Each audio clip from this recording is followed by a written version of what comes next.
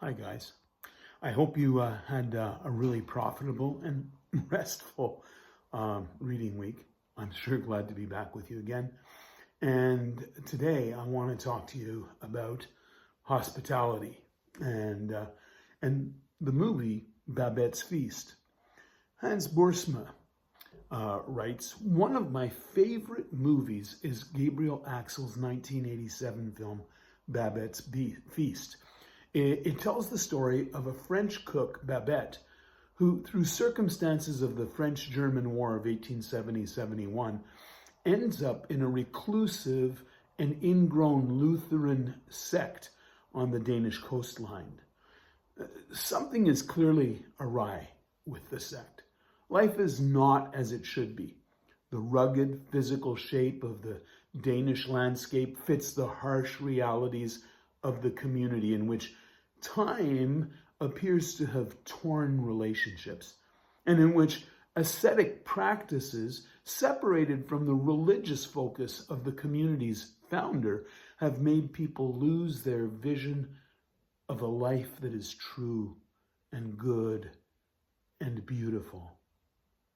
The small hamlet should be a paradise of fellowship.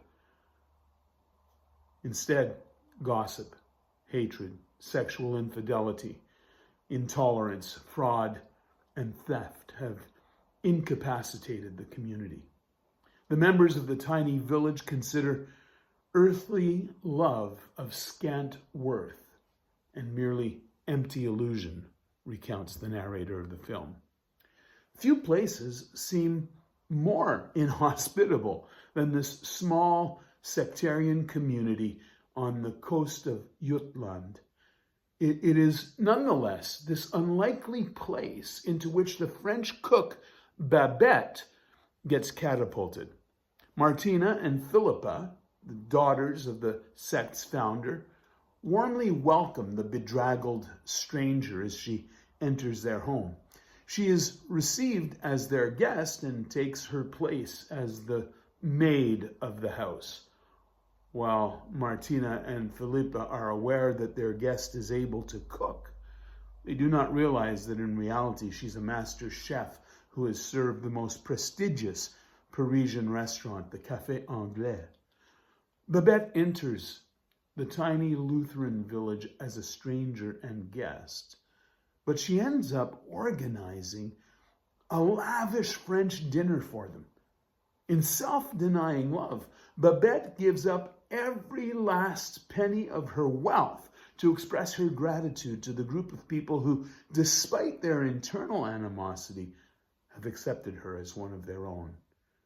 The dinner not only involves a remarkable role reversal, with Babette turning out as the queen of hospitality and the community being served as her much beloved guests, but it also throws into disarray their ingrained asceticism.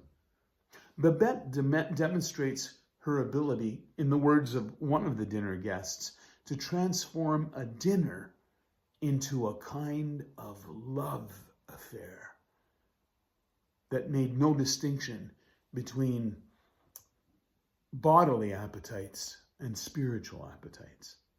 The hospitality and the love which Babette offers in this sumptuous feast become the occasion for the villagers to deal with their mutual grievances and to offer each other forgiveness and reconciliation.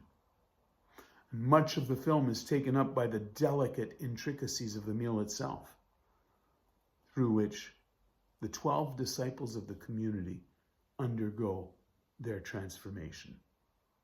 I think a pretty good summary of the film from Hans Boersma. Now, if you've never seen this classic movie, it's worth the investment of your time. Yes, it's got the slow pacing of an arts film, but what an incredible message. Grace accepts and loves and forgives and bears the cost. Now, guys, I'll tell you something. We're just past the halfway mark in our course on a theology of global ministry. And in piecing together such a theology, we need to reckon with the cost. And we must recognize who bears that cost. It's you and me and Jesus. Babette is welcomed into the house of these broken people as a stranger. But she's welcomed on their terms. She becomes a housekeeper. But over time, she wins the respect of the community. And then after 14 years, she wins the lottery. 10,000 francs. It's enough to set her up again comfortably in Paris. But she chooses instead to put on a great feast, outrageously extravagant, sumptuous, delightful, prodigal, a love affair.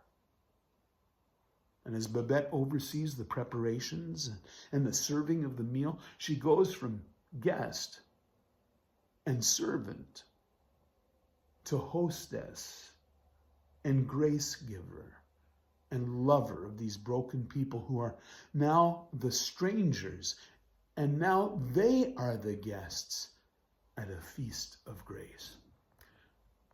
Perhaps you recall the two disciples on the road to Emmaus who were talking about Jesus' death when the resurrected Christ joined them as an inquirer. They didn't recognize him, and he says to them, "What are you talking about?" And while they were surprised that he seemed to know nothing about it, they kindly filled him in on the details of his own death. And then Jesus told them the biblical significance of these events.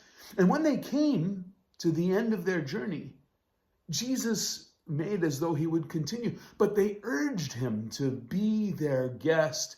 And as they were about to eat, Jesus took the bread and gave thanks and broke it. Perhaps you recognize those words. And Jesus became the host, and they the guests, as he made known to them, as he was made known to them, and as they recognized the name of the burning in their hearts. Christian hospitality is a complex series of relationships, and it may be the key to opening up a notion of global ministry. First, you're the host, and then you become the guest, and your guest's presence hosts you, and then Jesus becomes the guest among us, and finally the host. Yeah, you go and figure it out. But I've chosen some readings to help the process. First, I invite you to read the first chapter from Hans Boersma's seminal Violence, Hospitality, and the Cross. You may find yourself needing to read the whole book, but this chapter is a profound introduction to Boersma's central thesis, but it's also very valuable in helping us to access Jacques Derrida's deconstructed notion of hospitality, which acts as something of a background for Boersma's thought. Derrida claims that the only real hospitality is unconditional hospitality, which surrenders to the guest, making him kind of like the host and us, the former hosts, left at his mercy. Is there a danger of violence here? Well, of course there is. And Jesus has absorbed that violence on the cross. But as Derrida admits, such pure hospitality is impossible, impracticable. And as Boersma claims, we find ourselves caught between the hospitality of the cross and the protection necessary to ensure the viability of the host and the sanctity of the eschaton. Wow. Wow. Say it backwards. Wow. Are we ever free of the dialectic of the already and the not yet? There must be a cost to hospitality. And if we will be Jesus' disciples, we will have to figure out what it is in our own case, in our own call to ministry, and bear it with joy. While these challenges are theologically necessary for us to encounter and to face, Christine Pohl, on the other hand, restores us to a more practical consideration. In one chapter, she scans the biblical corpus, and in another, she considers actual embodiments of hospitality. I find Pohl's work to be remarkably accessible and I think also really enlightening. And this leads us to Christopher James' chapter on urban church planting, where he spells out 5 practical axioms for post-Christian urban ministry.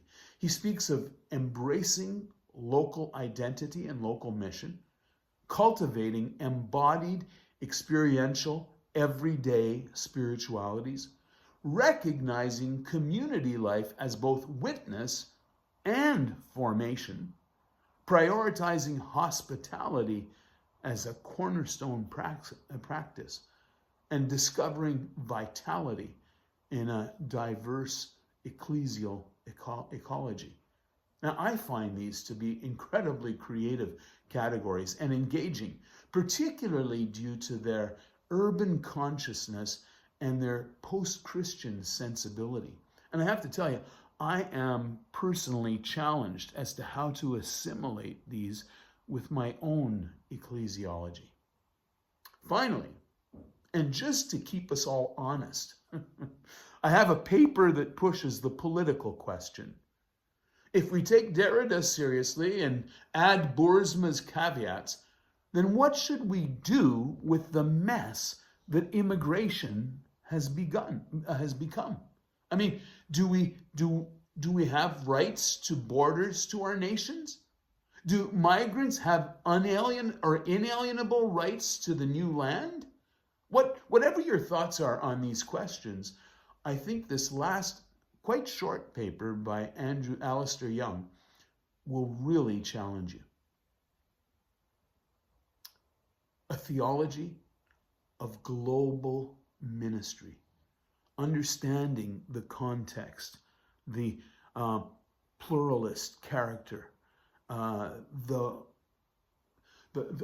reduction of the world through all of the technology that we face, and the essential necessity of finding ways to communicate the gospel.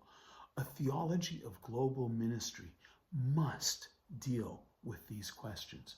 Somehow we must try to grasp the contours of a Christian theology of hospitality. And like Babette's guests, we may find a new love, a spiritual liberty. And we that think we are hosts, think that we are the power people, may have the joy of discovering that we are guests as well to the grand feast of grace. God bless you. I look forward to interacting with you this week.